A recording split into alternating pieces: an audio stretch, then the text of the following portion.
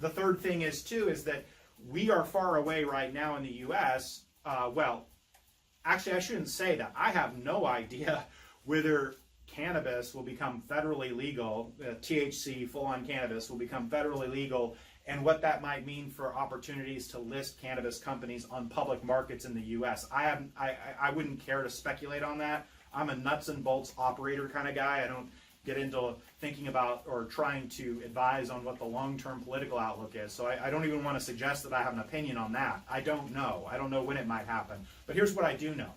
When we talk about in the rest of the business world, even if you don't sell your company, if your company ultimately has dreams of in some future where it becomes possible becoming a public company or getting significant investment from other public companies, this is what often happens, is that while your company, the risk of being exposed to the IRS, knowing that your tax positions were incorrect, may be remote, public companies have to make filings with the SEC, which requires that their financial statements have considered all possible liabilities, including the possible liability to the IRS if the IRS knew everything that insiders know.